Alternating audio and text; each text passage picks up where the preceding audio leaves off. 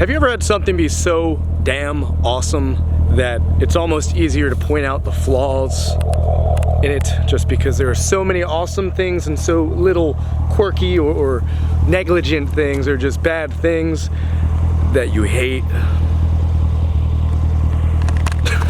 Oh my God, hold on. My mic, I have one of these little tripod mics, so you can probably see, well, not a tripod mic, but a shotgun mic with the cat thing. It's right there. It's hard to show you, but I didn't have it screwed on all the way. Nonetheless, I'd like to get into a quick video. I know a lot of people do this, but I own this car.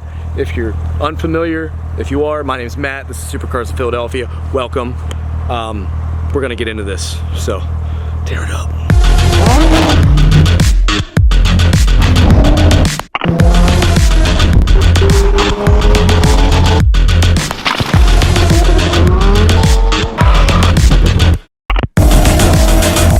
Now that you've enjoyed that succulent intro, what I want to point out are 5 things that actually really do irk me about this car.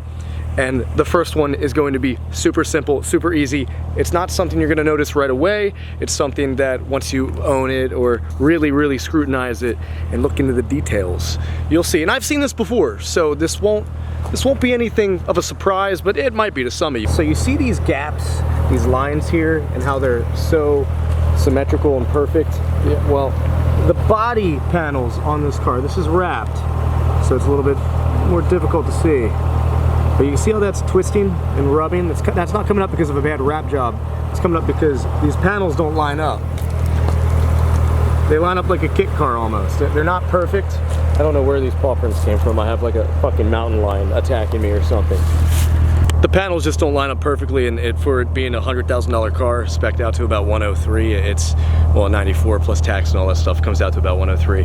It's just, you can't use the excuse of, you get what you pay for. Yeah, you're getting like Ferrari performance and supercar performance, Lamborghini performance, but it's still a car. And my brother's here right now. What do you think about the kit car like finish on like this stuff? Yeah. It sucks. It's really just like a lack of attention to detail, and I think that it could have been executed much better. You see the likes of like Tesla doing this too on some of their cars, and well, the Model 3, a little bit more expectable because it's a more affordable car rather than the Z06 is. Well, look at it. They're trying to compete with Ferrari, and they get it through performance. They get that competition, and they kind of blow it out of the water for the price. But when you have, I don't know, it's just so easy to overlook because how awesome the car is elsewhere, and you're gonna hear me probably robot that and repeat that multiple times, but it's just wild how nasty the fit and finish is, the quality. Secondly, if I bring you into this interior, which kind of coexists, let me pump up this exposure a little bit. You have some small things like there's that is a staple, my friends. That's a staple showing through this leather. Now, don't get me wrong, this has, if I can actually get light here, you can't really see it, but there's a diamond stitch roof up there. It's suede, it's Alcantara. It's pretty badass. Well, it's not Alcantara, but it's suede. It's badass, just like the suede steering wheel. Badass, just like the suede inserts. Badass. Now, people do complain about the carpet that you get right here. That's carpet. It really doesn't irk me. I can see how it could irk somebody else. The suede package, in my opinion, fixes a lot of the interior swashes that people have problems with. Like the buttons, they say that they're plasticky and whatnot. Honestly, the Huracan has a similar feel, so it's not really an excuse that I can use. Whoa, why are we out of focus? Come on, girl. Come on. Yahoo! Yeah, that was rough. No, we're just, I don't know. The buttons, that doesn't bother me. That actually doesn't bother me at all. I notice some people complain about that. Not bad. I mean, it's mainly the sound. But dude, like, you get that in a lot of other cars. The interior in here is almost nicer than most BMWs and vehicles of that sort, although they are kind of in a similar price range, although I don't know. Clearly I chose this over a BMW, so I'm gonna be biased. Again, it's gonna be hard to see, but if you come in here and I bring you in close up, it's kind of hard to see this, even if I focus you in, but right there, there's like just a scuff. just a scuff. There's a scuff mark on it. It's the assembly line's attention to detail. It's really not what's wrong with the car, but it's the fact of the assembly of the car just isn't squared away. And I don't know, I just think it should be more dialed in from factory. That's just like a personal thing that I'm listing here, so there you go. Kind of number one and number two smushed together as far as a fit and finish thing, but we got the exterior. It's put together like a race car. That's how we're gonna justify it, that we own a race car that's street legal, I guess. Yeah, it's really the only way I'm gonna be able to justify it. So just take that as you will. One thing I gotta say are the cool little Easter eggs that they drop in here. Like, I don't know if you can see this. Yeah, you can. There's a little Corvette logo right there. If I bring you around to the back, the Fink in this, dude, this mountain lion needs to stop stalking me. The Fink, little dot matrix in the Fink, also Corvette logos. Never counted that. Maybe we'll do a video of me counting that. Comment below if you want that. I really don't want you to want that because I don't want to have to take the time to do that, but if y'all want it, I will do it on camera. I keep focusing on the Porsches in the background. We have so many, right? I suck, I know. Subscribe down below. Do it, do it. It's down there. It's either on the left or the right, I'm not sure. Number 3. No, it's not gonna be the exhaust. That's wicked. The problem actually comes from the soot back here. That's clean right now. This vehicle is wrapped, thankfully. I wrapped it as soon as I bought it. I bought this Z06 brand new right off the lot. It's a leftover. Some people think it's not brand new if it's a leftover. I'm still the first owner, bitch, so shut up. Anyway, the supercharger from the Z06, you get a ton of black soot here. Almost looks like a mint chocolate chip cookies and cream situation considering the wrap. The car's Arctic white, so you would just have basic cookies and cream if you didn't have the wrap. I hope you can hear me over the exhaust. And that's another thing that sucks. I'm just gonna mesh this in because this is all supercharger soot. The soot makes the outer tips black and the inner tips not black. So I have biracial tips, just the tip. This is a good one. This next one is a good one and it's gonna bother me. And it's honestly, I don't know, it played with my emotions so much. We've resolved the problem. We actually this morning came to a resolution. I can't speak today. I'm gonna list some photos up here as I tell you this little cute story up here. You see those wheels? They're sick, right? They're the wheels that I've optioned this car. I've probably optioned these Z06s out about 1,000 times, literally 1,000 times over the past few years since the Z06 came out. So what's my hair doing, bro? We're just gonna ignore that and embrace my hair. I think I tend to do that a lot now, even after I get haircuts.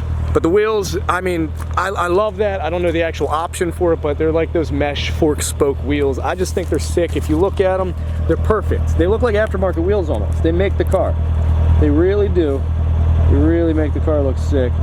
It needs to be a little bit lower, but it is a known thing on the forums that these rims crack. OEM rims crack because they're cheaply made. And apparently, I'm not gonna speak for myself, I'm just gonna speak for others that have put stuff on the interwebs, because if you look it up, you can find it too. These Z06s, GM chooses to ignore that the wheels crack. And every now and then, it's a very rare occasion, but they will give you a one-time courtesy and replace one wheel for you. Now I know people that have had multiple wheels crack. Now about 3 weeks ago, maybe a little longer, probably a little bit longer, and it's really been kind of killing my ownership experience with this vehicle, but luckily today I just fixed it like I said. Got a slow leak in that rear passenger wheel. Only one time.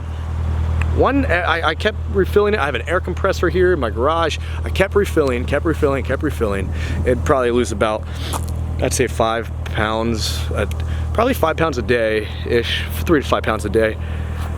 Oh God. One day after I filled, came back in like 3 days. I haven't driven the car in a little bit, and we had a full tire full of air. 31 PSI, I think that's what I'm running at right now. It's cold out right now. I felt good. I got home, hopped in the car the next day.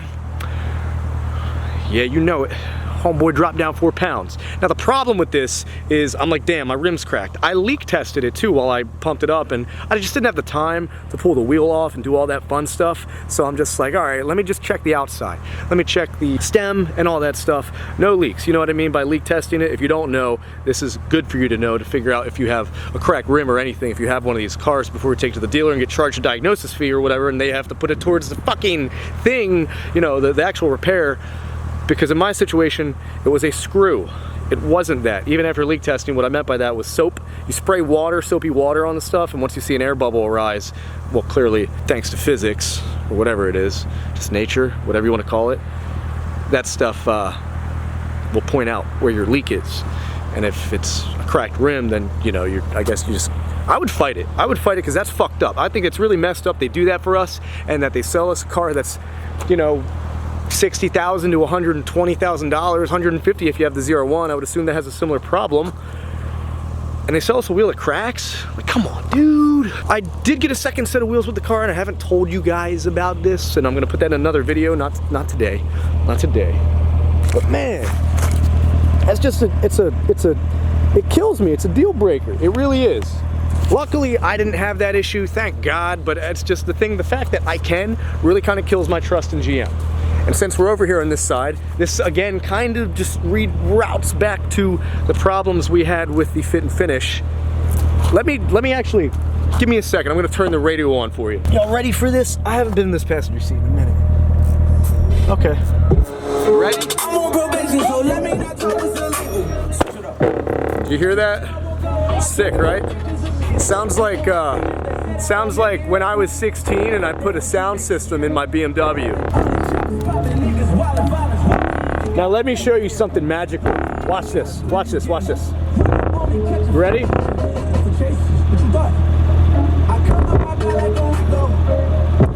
See how it kind of fixed it? Now watch when I remove my hand. America, did you really? Don't let me lose faith. Don't let me lose my face or faith in your vehicles after the first one I bought. This is the first American car I've bought ever.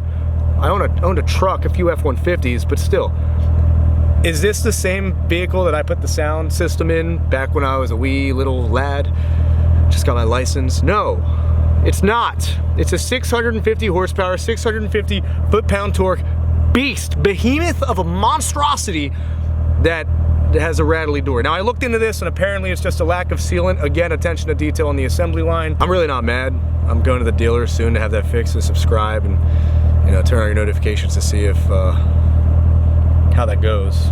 It's pretty cool how the door opens like that. There's really nothing very, very wrong with this car. There's just a few small things where it seems like it's put together very quickly, for lack of a better term, half-assedly, which, you know, I as y'all know, I own Porsches, I own Mercedes. My Mercedes is put together better than this car is. Although, with that said, the value is almost unmatchable, incomparable for the price you're paying. Like, this is gonna be my daily driver. I decided I'm not gonna get rid of this. The cracked rim thing really had me emotional and very femininely sensitive, I would own and admit. But I'm gonna be honest with you all, that's not the end of the world. I still really like this car. I wish it shifted like an old school vehicle, but it's still badass, it's still fun, it's still the behavior of it. It suits me very well. I really like just the hecticness of it, the craziness of it. It's a fun rear-wheel drive, off-weight vehicle that's, well, not off-weight, but it's just off, it feels off-balance. It doesn't feel well-balanced at all, and that's the supercharger being on the front, making the front oddly heavy and the back super light and loose, which adds to the fun. Very, very much so. And I'm probably gonna get aero. Oh, that's one last thing I can add. I'm not gonna say my dealer's wrong. I'm currently in the middle of just talking to them. Really, I don't care who's wrong in the situation. I just want whatever is right to be the thing that happens. I look like Sideshow Bob right now. This is sick. The side skirts and the rockers, you can see they're non-existent right now. Now this is a fully loaded 3LZ without the Z07 package. So it's not fully loaded, but like, for lack of a better term, to basically explain it better to people, instead of telling you all the options I do have, I can just tell you two options I don't have. Z07 pack, carbon ceramic brakes. That's it. Completely, everything else is optioned on this car except for the stage 1 aero. There's no aero optioned on it, just these little wicker bills back here. These bad boys. Yeah, they bolt on. Now again, I don't care if I'm wrong. Comment down below what you think if you're a Z06 owner, Corvette owner. But here's the dilemma or situation that we're in. Multiple people.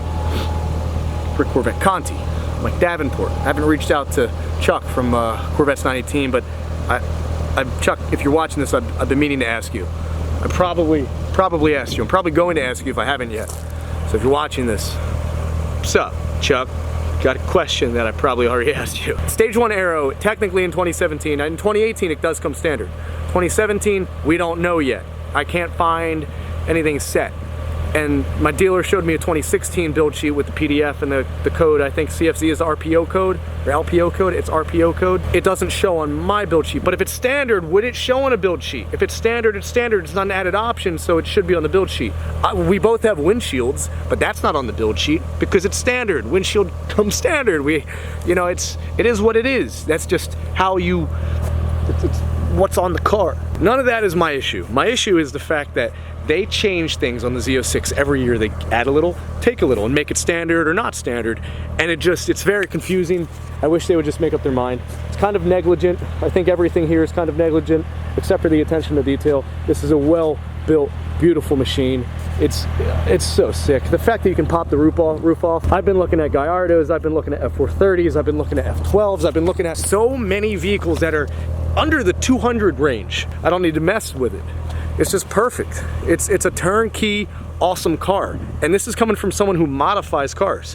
I love modifying cars. I don't feel a need to do this. I've been using this as a daily driver alongside with my Mercedes, and we got the GLK over there, but tell me what you think. I'm curious what you guys think. I didn't really add a number on this, but I think there are at least 5 things here. Maybe I gave you some extra, but it basically comes down to the fit and finish, the quality, the wheels cracking, the rims cracking, and just the fact that the interior is a little, and then we have the supercharger soot.